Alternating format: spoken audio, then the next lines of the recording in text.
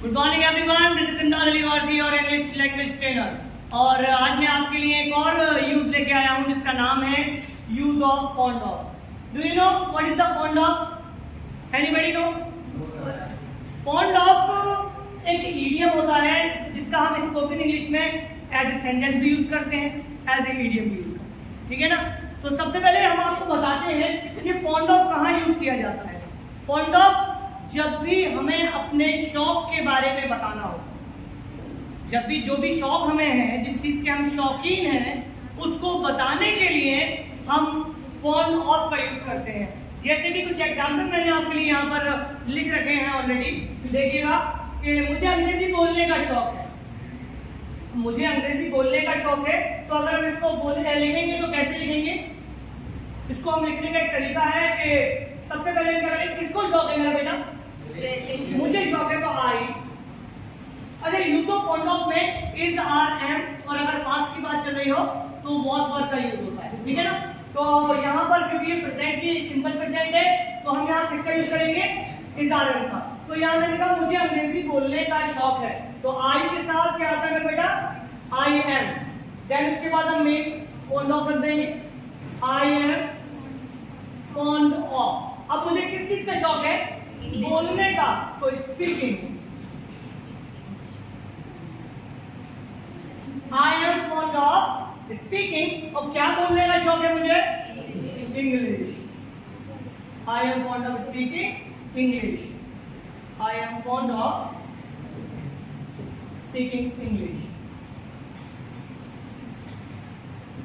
Done? क्या आपको ये सेंटेंस समझ में आया थोड़ा सा? चलिए एक और करते हैं हम लोग। आपको कॉफी का शौक है। देखिए इसमें दो टाइप के सेंटेंसेस आते हैं, इसमें दो टाइप के सेंटेंस आते हैं। एक ऐसा सेंटेंस जो एक्शन सेंटेंस होता है जिसमें वर्ब आती है, जिसमें मेन वर्ब आती है, और एक ऐसा सेंटेंस होता है जिसमें एक्शन नहीं होता, जिसमें मेन वर्ब नहीं आती है। जैसे कि आपने पहला वाला सेंटेंस देखा, इसमें मुझे अंग्रेजी बोलना, या बोलना क्या है? मेन वर्ब है कि नहीं? इसमें मेन वर्ब आई थी। अब सेकंड सेंटेंस देखिए, आपको कॉफी का शौक है। क्या इसमें कोई मेन वर्ब आई है? इसमें पीना आया है कि मुझे पीने का शौक? नो, इसमें केवल आया है कि मुझे कॉफी का शौक है। जब ऐसे सेंटेंस आ जाए इसको हम बोलते हैं नो एक्शन सेंटेंस। कौन सा सेंटेंस बोलते हैं मेरे बेटा? इसको हम नो एक्शन सेंटेंस बोलते हैं। और इसके लिए हमें वर्ब में आईएनजी या वर्ब रखने ही नहीं, हमें डायरेक्ट लिखना है आपको है तो यू। यू के साथ बेटा क्या फिक्स होता है सिंपल सेंटेंस में? Are. You are, then after हमें लिखना है fond of. Fond of, you are fond of. अब आपको काहे का शौक है? कॉफी का। You are fond of coffee. You are fond of coffee. देखिए आपने दोनों के अंदर डिफरेंशिएट अगर आप करेंगे इसको तो दो चीजें अलग अलग हैं। एक में हमारे पास वर्ब आया था, एक में वर्ब नहीं आया। Is that clear? Now the next sentence, एक और सेंटेंस करते हैं।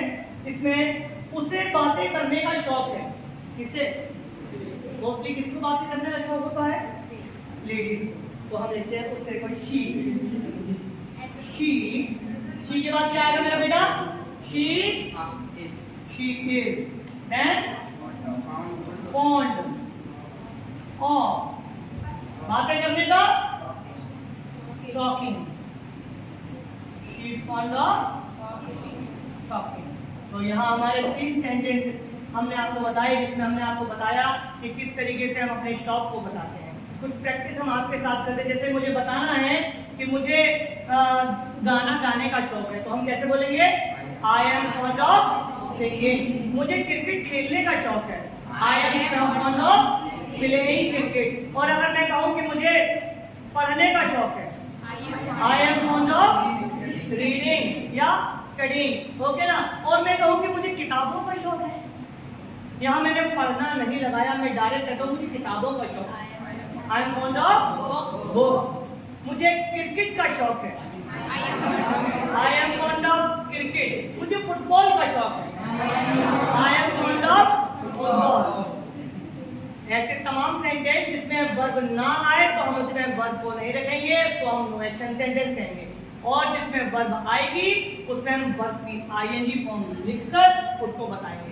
जैसे कि मुझे अंग्रेजी का शौक है, I am fond of English, और मुझे अंग्रेजी बोलने का शौक है, I am fond of speaking English. मुझे कपड़े खरीदने का शौक है, I am fond of shopping.